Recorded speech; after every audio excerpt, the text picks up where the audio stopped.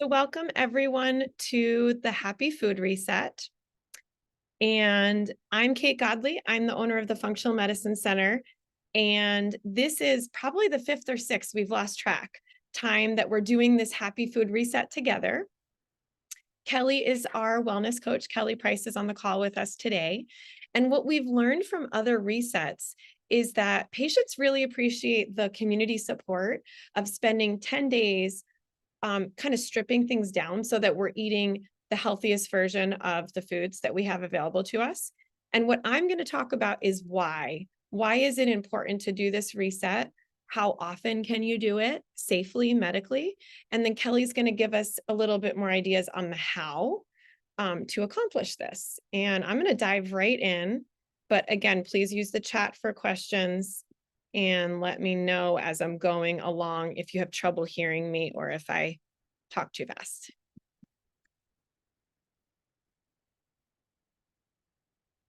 All right.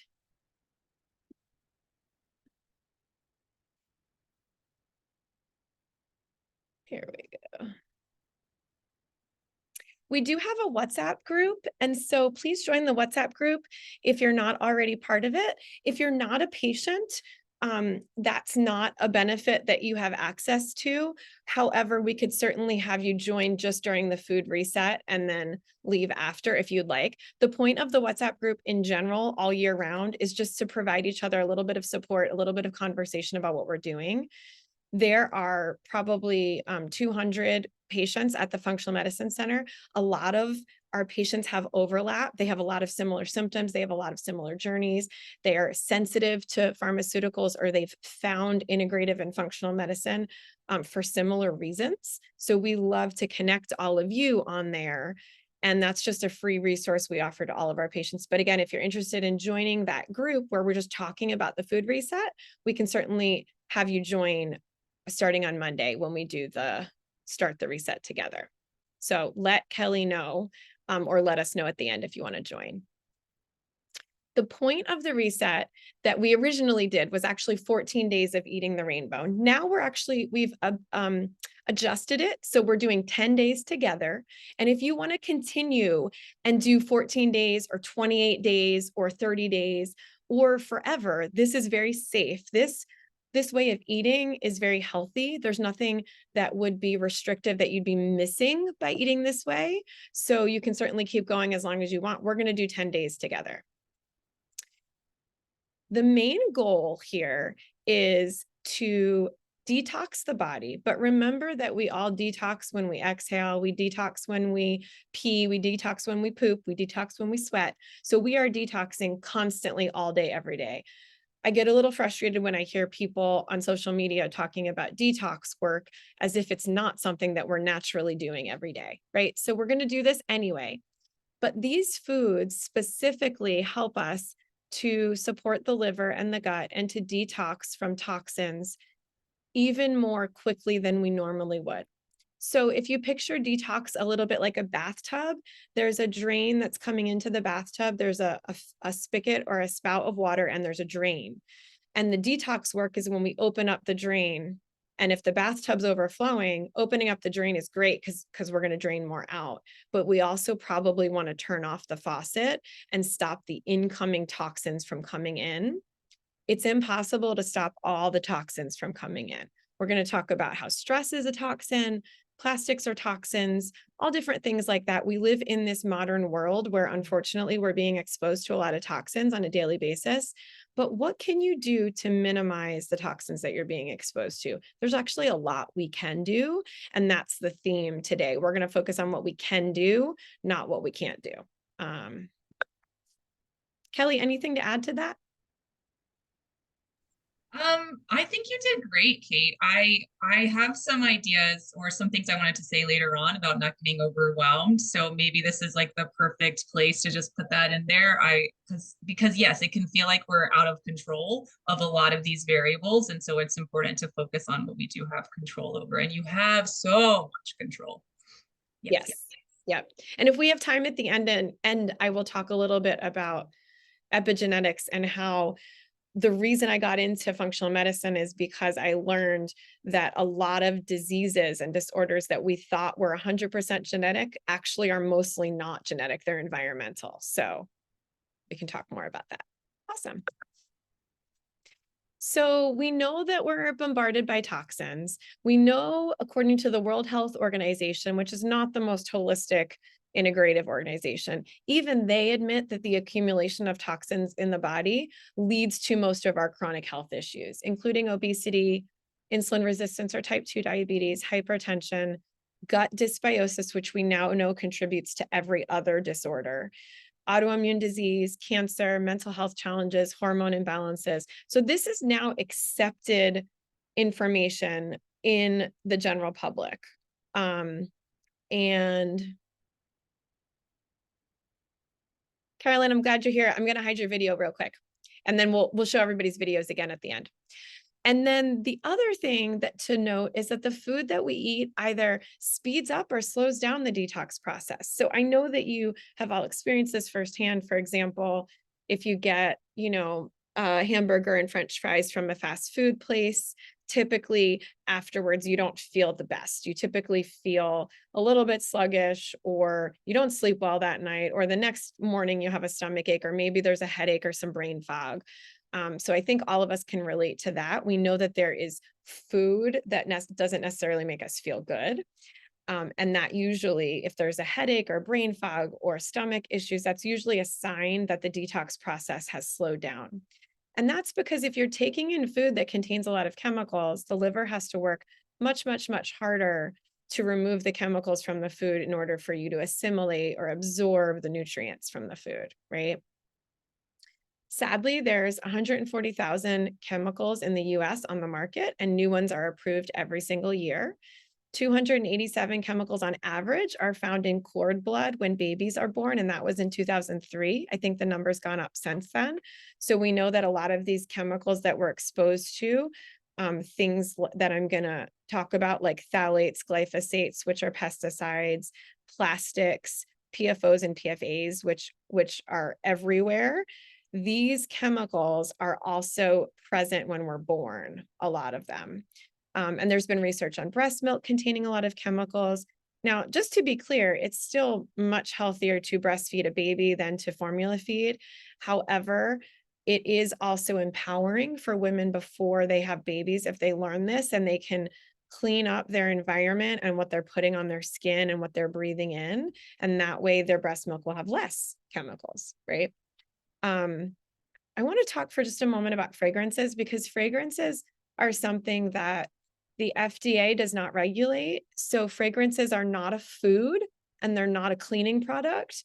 And what happens is that fragrances fall sort of in this in-between zone that nobody regulates. So Glade plugins, for example, contain things that cause PCOS, cause low testosterone, cause cancer. And that is because the fragrance is something we breathe in, and the lungs are right here in the body, and the lungs are supposed to detox and remove some of these terrible chemicals in the fragrances. And then right behind the lungs in the system is the liver. So from the lungs, the blood goes from the lungs to the liver, and then from the liver to the gut. So the liver, the lungs, and the gut are all involved in detox, but fragrances enter the body in a very unique way, and they often get into the system and into the liver much faster than other things. So that's really important to note, because I do know patients that are very sensitive to artificial fragrances, and even some essential oils actually contain carcinogens. So you have to be careful and really do some research. And if you are using a fragrance in your home, or you go somewhere where there's a fragrance and it seems to bother you, listen to that, because most people who have fragrances that bother them, in the beginning, they kind of think it's in their head, but then they realize, no, this is actually really bothering me. So there's a lot of validity to that. Heavy metals, we've got a lot of heavy metals in our food. Chicken and rice contain arsenic. We know that dentistry is a common way that a lot of our patients have been exposed to heavy metals. So if you have silver fillings, then they are probably half silver, half mercury. And over time, the mercury vaporizes, and we breathe it in, and we swallow it. And so that's not great. We all know we shouldn't have mercury. Another thing I wanted to mention is actually cyanocobalamin is B12, and it's the most common form of B12 that's found in foods and conventional like Target or Walmart brand supplements. And when you absorb the cobalamin, the cyanide is then free to circulate. And so a lot of patients are actually taking multivitamins that contain cyanide and they don't realize it. So please be careful where you're buying your supplements, which we can also talk about later. And then again, the World Health Organization is not necessarily the most holistic organization, but they reported 4.9 million deaths in 2011 were due to environmental chemicals. So this is worldwide, but that's still a lot of people who died in 1 year, all from environmental chemicals. And they're talking about that being the root cause, that the chemicals triggered the cancer directly or triggered the hypertension or the stroke directly. So I hope that makes sense. And then I don't want to get too stuck here because I do want to focus on the positives and what we're going to do to change this. I already mentioned a few things here. Mold is very prevalent in North Carolina. It's very hard to find a house that has no mold in it. However, it's possible. And there's a lot of things you can do if you know there's mold in your home to fix it. Sometimes it depends on what strains of mold and how bad it is. So if you have questions about that, let us know. Mold's also very prevalent along shore towns where there's been storms and we're not sure if the drywall has been correctly cleaned up after leaks or hurricanes or storms. Because drywall acts like a wick, it acts like a paper. So if there's a leak on one side of the room, sometimes the mold is actually on the other side of the room because the water has been pulled to the other side of the room. So that's one thing to consider is, do you know that where you're living is mold free? Do you know that your car is mold free? Do you know that your work environment is mold free? Survivingmold.com has good information on this. And some people are allergic to the mold spores themselves. Other people are not allergic to the mold spores. They just have an issue where the thousands of toxins that the mold spore produces are actually really, really tiny toxins that get into the brain. And that causes like a neurotoxicity. So sometimes symptoms of mold exposure can be things like numbness and tingling or brain fog, forgetfulness, balance issues. So let me know if you're not sure, and I can give you also a vision test. There's a $10 vision test we can do to see if you've been exposed to mold. The tricky thing about mold is you could have lived in a place that had mold 20 years ago, and now is when your body's dumping some of those toxins. The body loves to store things like mold toxins or mycotoxins and heavy metals in the organs and the bone and the tissue. And only occasionally will the body release these toxins into the bloodstream. So it's not like we can do a simple blood test for a lot of these toxins, but we can sometimes do stool or urine or hair tests. And we have all of those available for heavy metals. I usually do the hair test first because it's the easiest one to get done. We know vaccines still contain aluminum, even though they should not, in my opinion. We know that there's a lot of pesticides being used. I just learned about a new one. Well, it's new to me, but it's not new. There is actually a plastic that is used on conventional seeds. When you buy a packet of seeds at the gardening store or wherever you get like seeds to grow your garden, if they're not organic, they use a plastic to spray the seeds so that the seeds won't stick together. And there's a company in North Carolina trying to develop a silicone-based spray because that would not be toxic for us, as opposed to the plastic that is sprayed on the seeds that then sprout the vegetables. So it's like, it's hard because they're trying to sneak things in everywhere that make life more convenient or that make the vegetables appear better, even though there's no health. It's like a perfect apple is not better for you than one that looks a little bit irregular, right? And so we, in this country, we tend to approve things until we see evidence of health harm, right? That's how our government works.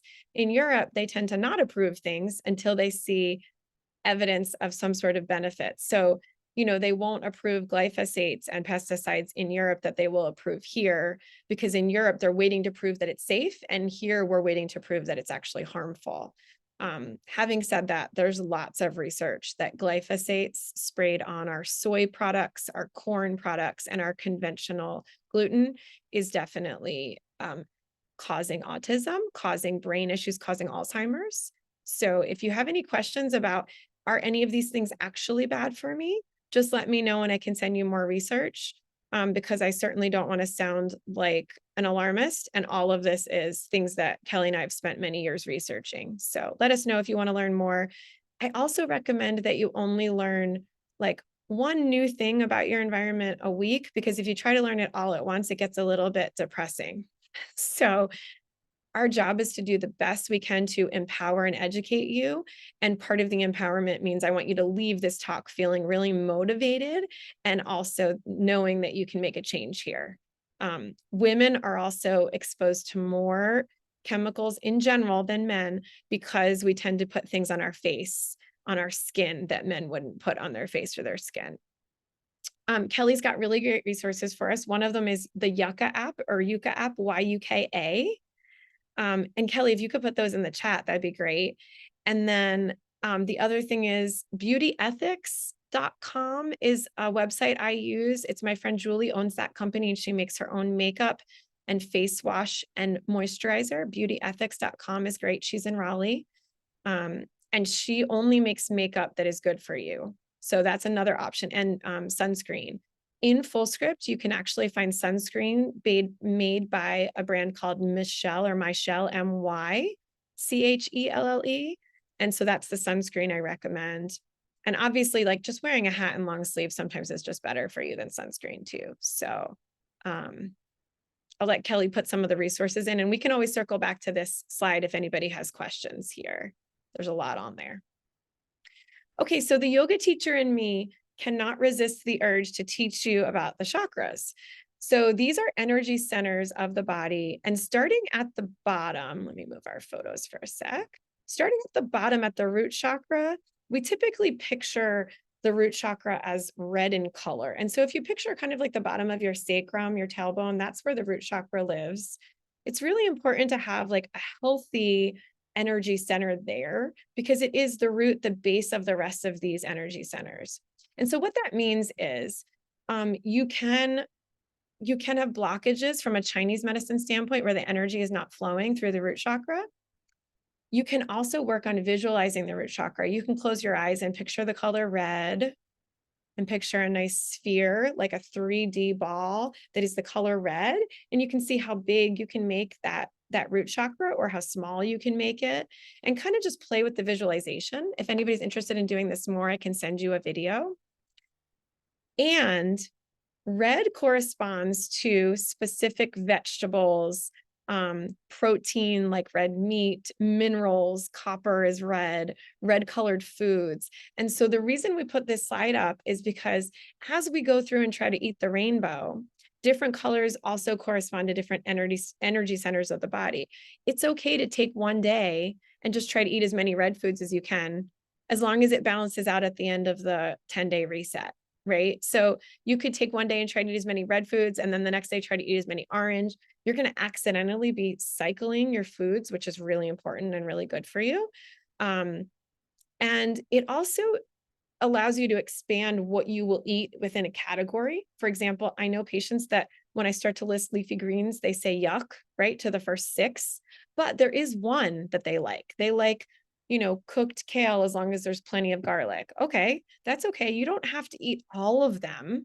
You just need to eat 1 or 2 that are in that family or that color. So think about it this way. All the different colors also correspond to different antioxidants, and all the different antioxidants have different cancer stopping or cancer mitigating properties. For example, blue, like wild blueberries, are going to be some of the most powerful anti-Alzheimer's or anti-brain cancer. So just keep this in mind that you can eat by color. And what that does is it makes it a little bit more of a game and a little bit more playful. And Dr. Deanna Minnick is a nutritionist. She's a researcher. And she taught me the first class where I learned about this food reset. She's really the creator of this food reset. And she's done it with hundreds of thousands of people all over the world now. And so you can do this in every culture, in every country. You can just eat by color, which I think is really awesome, because we tend to talk in this country in a typical nutritionist visit. They talk about very like plain American foods, and that does not represent our patients, and it does not represent how we eat, right? So kind of bringing this to a more worldly view, you can certainly eat the colors of the rainbow in any country, right? Or in any culture. Kelly, is there anything else you wanted to add on that slide or this one? I liked that that slide, that previous slide. Some of the other things that it hit on were maybe some of the non-physical benefits you might notice from eating the rainbow. And I really like that because the two of us have talked about leafy greens and its tie with self-compassion or with peace of mind. I like how we always feel so much better when we eat more leafy greens. And why is that? Is it the phytonutrients? Is it a, it's everything matters, I suppose, right? So we can also work with letting go of energies that don't serve us just as much as we can work on letting go of foods that don't serve us, or focusing on what does serve us, right? Focusing on pleasure and fun in addition to focusing on getting these nutrients and eating the rainbow. It all matters because the mind and the body are sharing space. And so I love that because it doesn't have to complicate things. It just gives you more avenues for wholeness, for wellness. It's just more options to get there. So I love that. Yeah. And the thing that I joke with people is it seems like we finally all accepted the fact that the brain is connected to the body, right? So it's taken us a while to get back there. I think that my great grandmothers knew this, but we're back there now, right? So Absolutely. So I already mentioned a lot about the liver. I just wanted to add on this slide that the lymph system does not have its own pump. So unlike the heart or the cardiovascular system, where the heart's pumping the blood throughout the body, which certainly supports circulation, and that's really important for life, the lymph system is also really important for life. And the lymph nodes are everywhere. They're all around the gut, they're all in the neck, they're all around the breast tissue, all in the brain, surrounding the brain, there's lymph tissue. Um, and the lymph cannot work unless you move the lymph. So you can do some dry skin brushing during this 10-day reset. You can exercise or take a walk. You can jump on a little rebounder like a trampoline. You can get a massage, but do the best you can during these 10 days to keep moving the lymph. And remember, it doesn't move if you don't move. So I hope that makes sense. You also need plenty of water and hydration in order to move the lymph. And then in order to get toxins into the stool, we do need to make them fat soluble. So I think most of you know that I was a biochem major, so I don't want to lose anybody here.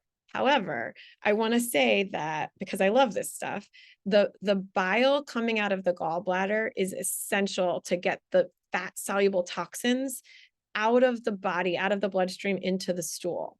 And then they need to stay in the stool until they come out. And we know that the stool, the small intestine, is 20 to 30 feet long. We don't want there to be leaky gut or gaps in the intestine where the toxins are going back through the lining of the intestine into the body, into the bloodstream and recirculating. And that happens all the time where the toxins are being recirculated because people are constipated or because people have leaky gut. So we did a gut healing series of 4 videos. I'll post the 4th today, actually, from 2 weeks ago. In the last 2 months, we did that gut healing series, and I'd be happy to send that to you if you want to watch that to just learn a little bit more about what's going on with your gut. Number 1, if we avoid alcohol, we're much more likely to have a healed gut. And number 2, if we manage our stress. So I think those are the 2 most important things as you go through this 10-day reset. It's not going to be perfect. That's okay. Can you be aware when or if you have alcohol? And can you be aware when or if your stress pops up? What happens to your digestion? Just notice. I'm not saying we have to change something major. I'm just asking you to kind of tune in, drop in, check in with your body during the 10 days. And then in the liver, as the blood flows through the liver and it's got toxins in it, we also need specific substrates. And substrates are basically just puzzle pieces that stick to certain things. So for example, B vitamins in the leafy greens are going to bind to things like plastics that are in our system, or even glyphosates that are in our system. So we need the B vitamins to bind to specific toxins in order to get them out in the urine. So B vitamins go into the urine. I think we all know that because we've all taken a B vitamin and seen the urine turn bright yellow. Well, ideally, the B vitamins are taking some toxins with them. Does that make sense? So we've got water-soluble toxins come out in the urine. The fat-soluble ones come out in the bile, in the stool, bile to the stool. And if you don't have a gallbladder, it's okay. Your liver still makes bile, even if you don't have a gallbladder. And it is typically stored in a little pseudo gallbladder. Your body creates a new outpatching for the gallbladder over time. But if you're very, very close to having had your gallbladder removed, come talk to me or Kelly, because we can give you some things to do to make sure you're producing enough bile and you're storing enough bile. Digestive bitters can make a big difference there. And then sweating. So sweat is the number one way that heavy metals and mold toxins come out of the body through the sweat. But the tricky thing is when you sweat, you want to get the sweat off of you. So you need to quickly towel off or quickly take a cool shower. The hot shower, if you're sweating, is going to open the pores and let things soak back in. So if you're sweating, towel off, take a cool shower. That is the best way to get the toxins off of you. People often ask me about the infrared sauna or the regular sauna. Should I do that in order to detox and speed up detox? Yes, but you definitely need to get the sweat off of you. If you go to the sauna and then you sit in the sweat for an hour, I'm so sorry, but you wasted a lot of time because you just reabsorbed all the toxins. So I hope that makes sense. Any questions? Or what do you want to add anything, Kelly? And then we'll circle back to questions.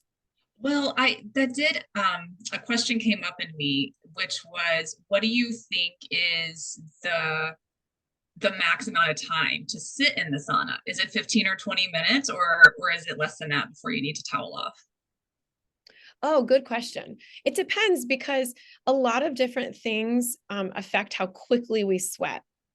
All of our sex hormones, if we have Lyme disease, if our thyroid's working, all of those things affect how quickly we sweat.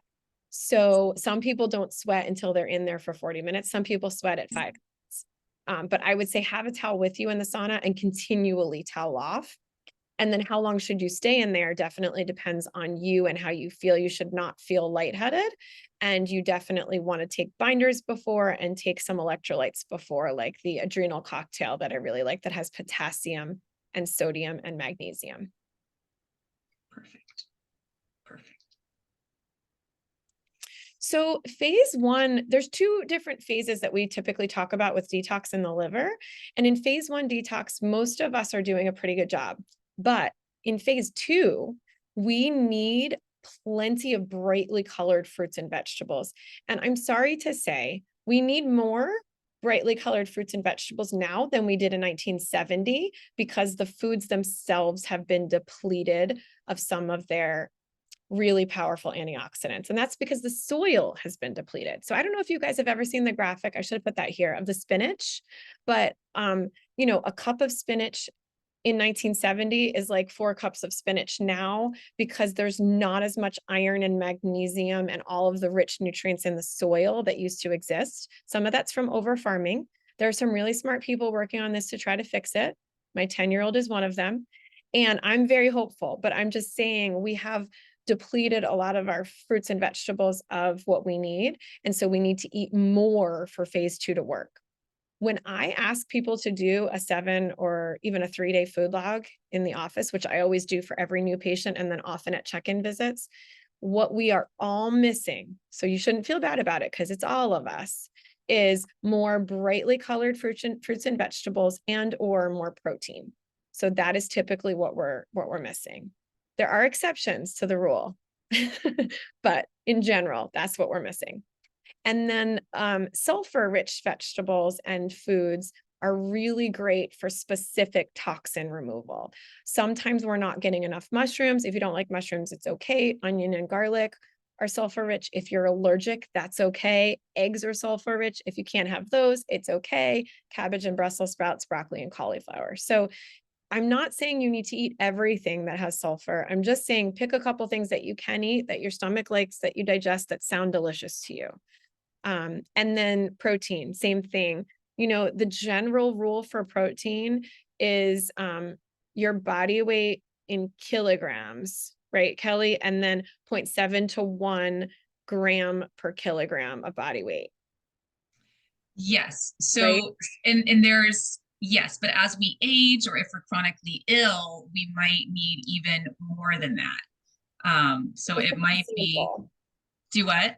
So for example, if you're 60 kilograms, if your body weight is 60 kilograms, you need, let's just say like 55 to 60 grams of protein minimum. That's the minimum. You might need up to 120 grams of protein depending on what's going on with you. So take your weight in pounds and convert it to kilograms, and you need at least that many grams of protein. And if you have no idea what we're talking about, that's okay, because Kelly's here to help. If you want to fill out a food log, or if you want to use an app like Calorie King, or what's the other one? My Fitness Pal. Yes. There's a few others. Yeah, yeah. I think the MyFitnessPal is easy to use. There was also a website, Kelly, that you gave me once. If you have that, and you could put that in the chat. That's one I used when I did a homework assignment for you. Yeah, I It can was, put that in there. it was helpful because when we're tracking how much protein we're getting, we usually notice if there's certain times of day when we're missing more protein. In addition, some people do not want protein. They're not craving protein because they have very low hydrochloric acid. So if you are someone who really hates meat, not for religious or spiritual reasons, but you just are like, oh, it just makes me feel terrible, it kind of sits in my stomach, then consider that your hydrochloric acid might be low. You can take hydrochloric acid, but also work on stress, work on sitting down and breathing before you eat, work on vagus nerve work, allow the tongue to rest on the roof of the mouth, and actually massage the hard palate before you start eating. That can make a big difference. Okay. I want to get through all of them, and then we'll come back if there's anything that we need to add. So I already kind of mentioned a lot of these, but these are the most important substrates or foods that we are often missing. Again, it's okay if you don't react well to these, or if your body doesn't like some of these foods, just skip to the next one in that column or in that row and let us know. If you feel like there's a whole row that your body doesn't digest, let us know and we can let you know what to do. I was talking to somebody today too about potassium. This person needed more potassium to lower their blood pressure, and they needed more avocados. Avocados or leafy greens are good for potassium too. Prebiotics are the type of fiber that feed the good bacteria. So prebiotics are not just all fibers. All fibers do not feed the good bacteria. Some fiber is just there to create bulk in the stool, but some prebiotics are fibers that actually feed the good bacteria in the gut. That's really important. So leeks, onions, garlic, asparagus, they all feed the good bacteria. I would add sunchokes there, or Jerusalem artichokes. If you don't know what those are, they look a lot like ginger in the grocery store and they're hard to find. So if you find them and you're in North Carolina, let us know where you found them. I think the rest of this is pretty self-explanatory, but feel free to come back to this. And this is another graph just saying everything that I already said, which is here's phase one. We usually are okay and we're getting enough phase one nutrients to allow phase one to work. Sometimes though, we're lower in folate, we're lower in B12. So if you haven't had labs done, feel free to let me know and we can get labs done quickly.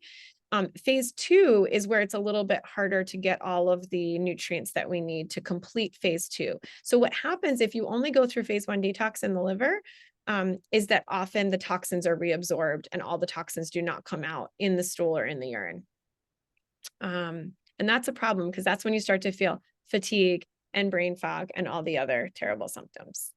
So we are going to focus in these 10 days as much as we can to get enough B vitamins, leafy greens, blueberries, brightly colored fruits, glutathione, which is in our mushrooms, but we can also take supplemental glutathione if we need it.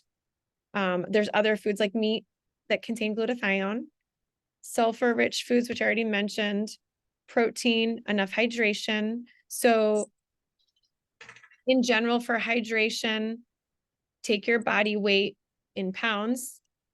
So if I'm 140 divided by 2, I need 70 ounces of water a day if I'm not sweating, if I'm not breastfeeding, right? So add more if you're sweating, add more if you're breastfeeding. If you're pregnant, add more because you're building blood. Prebiotics, I already mentioned. Fiber, similar. Most Americans are getting about 10 grams of total fiber a day, and we need 20 to 25. And women need 20 to 25, men need 30 to 35, right, Kelly? But you don't want to go from 0 grams of fiber to 35 overnight. You want to slowly build it up so you don't have stomach cramping. And then we already talked a little bit about movement and sweat. The sweat does not have to be often. It doesn't have to be more than once a day. I think even sometimes 3 times a week to work up a sweat is plenty for our patients, depending on what you have going on. And it doesn't have to be hours and hours. Sometimes we get hormone deficiencies because we're actually over exercising. So if you think that could be you, let me know. And we'll talk about exactly which adaptogens to take and sleep hygiene and how to work on that. So one thing I wanted to question here or ask you is, what has sabotaged you in the past? Have you tried something like Whole30, or have you tried to join a group like this and do a food reset?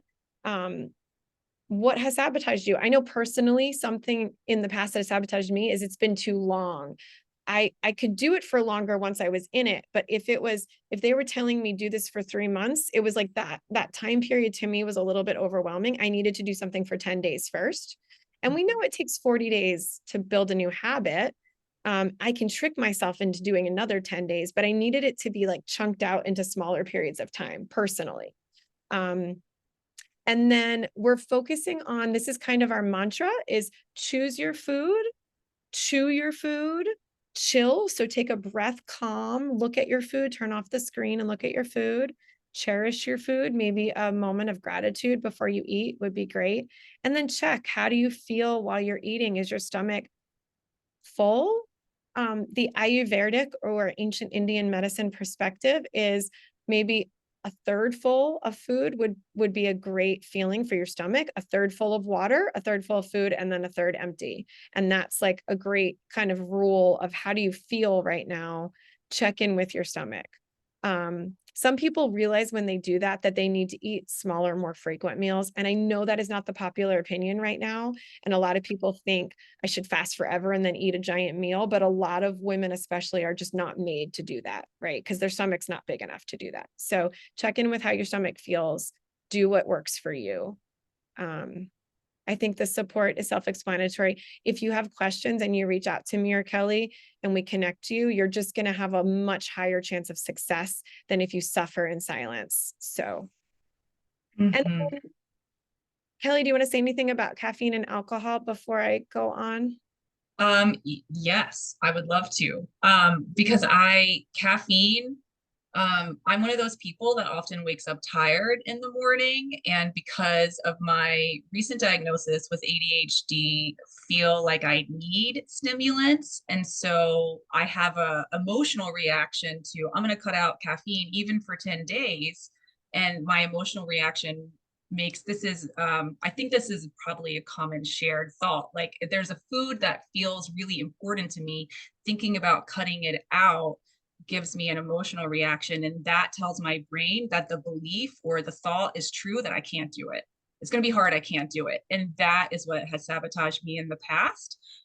So how do we get curious? How do we feel the, okay, this is going to be hard, and stick with it's going to be hard instead of going to I can't, and just try it for a day or two.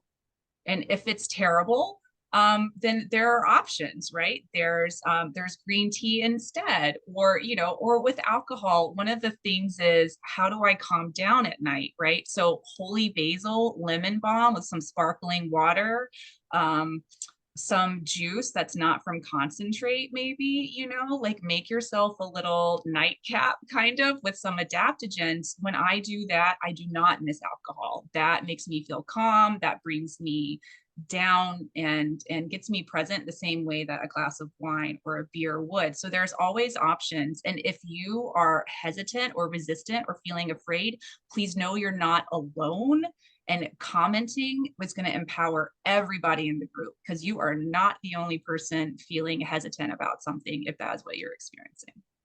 Yeah. And our overall goal is, which I don't love that word goal, but is to go the 10 days without caffeine and alcohol. 10 days doesn't feel like that long though, right? Like we can do it. And Mm-hmm. if you want to do it and still, you're really struggling with this, join us anyway. If you want to do it and keep your caffeine in or your alcohol, you're still welcome. We're not here to judge each other. We're actually here to do the opposite, to support. So. Yeah, I like what you said at the beginning about the healthiest versions of the foods we have access to, right? And so this is like, it doesn't have to be perfect to be good. We say that all the time, right? So yes, so like dive in to the point where you feel like you can keep this up for 10 days. And just participate in that way. You don't have to go all the way to participate, and we would love to have you, whether you're all in or you're dipping your toes. Yep. Yeah. We talk about poop constantly. I know you guys are probably sick of me talking about poop. But one thing I wanted to say out loud that maybe we haven't talked about lately is, how do you do a castor oil pack? And it can be very complicated or it can be very simple. So I'll tell you what I do, because I think it makes it simple, because I'm so busy. And by the time I go to get in bed at night, I don't have time for 8 steps. I have some castor oil that is a brand that I trust, a brand that's on Fullscript. And I put it on my belly. Sometimes I just do very quick kind of circles. You always want to go, if you're looking down at your belly, you would want to go clockwise. So if you're looking at your belly, you want to go clockwise, like you could start at the bottom by your pelvis and go up to the right and then over to the left. So right to left of your body. Do some circles with the castor oil. And then I put on an old t-shirt that I don't care about if it gets stained. And then I put a heating pad on top and I go to bed. And at some point, 20 minutes in, the heating pad falls off or the heating pad ends up on the ground. And that's okay. It's that simple. The idea is you're putting the castor oil on and then you're adding heat somehow. You can also make it fancy and have like a special flannel that you use on top of the castor oil, and even put saran wrap to make sure the castor oil doesn't come through. And then a hot water bottle. You can put a timer on, but the bottom line is that the castor oil itself is great for the fascia. And so much of the lymph and the fascia is around the gut, that if you can do something to like treat your belly with love and care at bedtime, and remember your liver's right here too in the upper right quadrant, you're going to feel a little bit better the next morning. And sometimes something as simple as a castor oil pack on your liver, upper right quadrant, it makes it so when you wake up in the morning, your brain fog is gone, which is amazing. What a simple thing, and very inexpensive. Anything Um, else to add, Kelly? Yeah. Well, I just wanted to let everybody know that I don't know if everyone's aware that fascia is part of your lymphatic system. So when you were talking about we need to get the lymph moving, it doesn't have its own pumps. Like fascia is also one of those things that doesn't move unless we move it or we move our bodies. And so that belly massage, there is so much fascia and so much lymph there. So it will help with detox. Yeah. Yeah, awesome. Whole belly, Caroline, sorry. Um, we have a handout on sleep that we are going to send out. So I'm not going to read this out loud to you. I'm also going to send you these slides. Consider using candlelight at dinner. I think this makes a huge difference for my kids. If the sun is setting and we don't turn on the overhead lights, everybody is happier the next morning. Everybody gets out of bed more easily the next morning. So resist the urge to go around and turn on every single LED light that you own, because it really tricks your body, and then your body stops making melatonin. And melatonin is our really, really powerful anti-cancer hormone that we really need to prevent cancer. Um, We can always come back to any of these if we have questions. I just want to make sure I get through the last slide and then we'll come back to questions. So this is my public service announcement that yoga, meditation, prayer, supplements, adaptogens, herbs, pharmaceuticals, they are not great fire extinguishers. So by that, I mean, if you have a really stressful job that you hate and a partner that you don't want to be with anymore, it is going to be really hard to pray enough or yoga enough or take enough pills to compensate for that.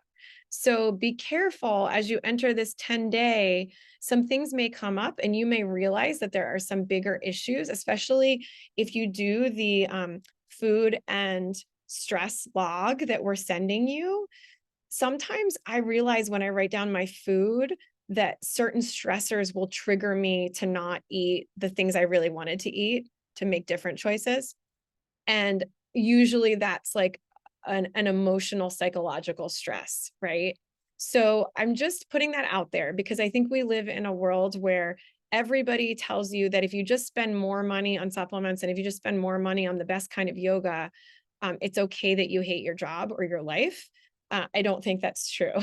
So I know it sounds kind of silly, but if you have space and if it's not scary, ask yourself some of the bigger questions as we go through the 10-day reset and take a few minutes every day to just maybe journal if that's what helps you, maybe walk, maybe talk out loud to somebody on the phone, reconnect with a friend.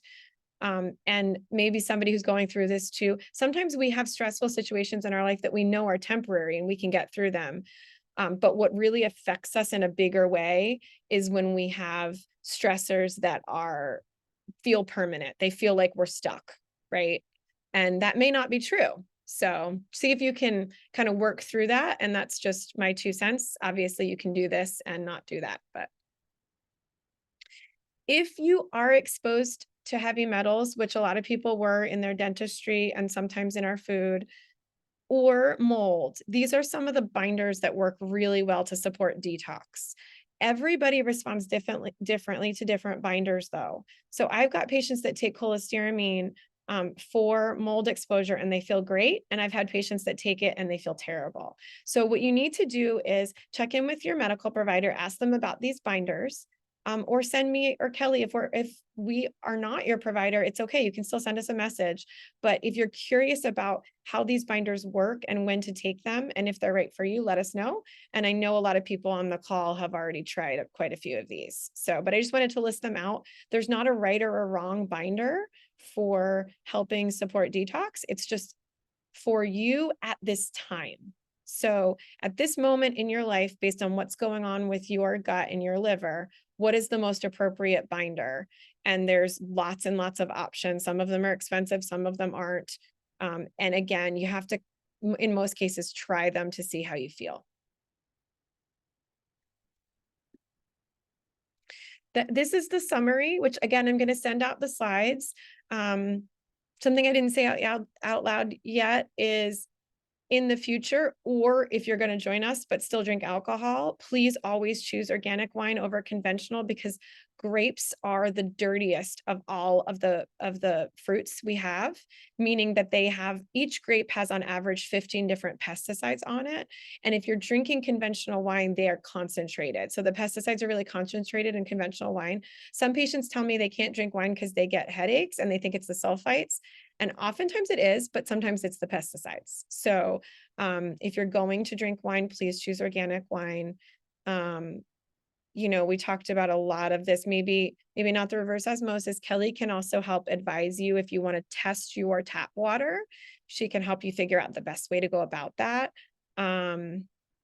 Vinegar, lemon, and baking soda are the only cleaning products that we've used in my house for 13 years since my son was born. It's possible. I mean, if anyone here, if you've been in my house, it's not dirty, it's clean, right? Like you can clean your house using natural things. Sometimes it takes a little bit more elbow grease, if you know what I mean, but you can definitely clean your house using all natural things. And the trade-off is the people that live in your house are healthier and don't get cancer. So trying to think of the bigger picture, right? Anything to add here, Kelly? No, not right now. I think we can dive more into this during our check-ins next week if people have questions, but really it is don't get overwhelmed, right? Like filter what you can before it comes to your body and then trust your body to be the filter for the rest. And this is why we're supporting our body in this job. Yep. Rebounding is kind of the word for jumping on the mini trampoline. It can be really great, especially for women who are having hormone issues. I see the rebounding work really well.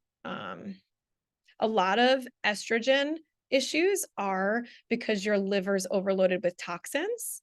So that applies to men and women. A lot of men have issues with estrogen, too much estrogen too. Magnesium, you guys know that if you've ever seen My Big Fat Greek Wedding and the Windex, and he sprays it on everything, that's my magnesium is my Windex. If somebody has an issue and they don't know what to do, first try magnesium. Always, always tell all your friends, tell everybody you know. There's all different kinds of magnesium. Magnesium malate is my favorite if you've been exposed to mold or heavy metals, but there's all different kinds of magnesium, and you need to find a quality brand, and it needs to be one that your gut can tolerate. So please don't give up if you've tried one or two. There's definitely all different forms of magnesium. Kelly can probably testify to that. What do you think? Tried them all. Yes. Tried them all. This is the handout that will be in your email in a few minutes. If not already, did they already get this? I forgot. Yes, everyone should have this. Okay. And then the Detox Food Plan Comprehensive Guide is awesome. It's got everything you need to know. That also should be in the email. And then this is the weekly planner that also helps you when you're going grocery shopping this weekend, because we're going to start Monday morning with doing this 10-day reset. And then did we send out yet how to get kids to eat more greens? That one is coming today. Okay. These four are coming today. Yeah. So if we don't have your email as officially registered, when we hang up, email Brandy at thefunctionalmedicincenter.org or Kelly at thefunctionalmedicincenter.org. I'm going to pause the recording. I have everyone's. Yay, awesome. I'm going to pause the recording and go ahead and answer any questions with the few minutes we've got left, couple minutes left. I did want to add that the food and lifestyle questionnaire in Charm, and you can go ahead and pause or stop the recording, but it has been sent to all of our patients as of yesterday, so you should have it. This can be really helpful. We also sent the medical symptoms questionnaire, so you can fill out how you're feeling before and after. For those folks who are not patients of ours or members, I have downloaded those questionnaires as PDFs, and so we will attach them to the handouts that you're going to get after this call so that you can do that if you're interested in kind of tracking your symptoms and tracking your food with us. Yep. Perfect. All right, does anybody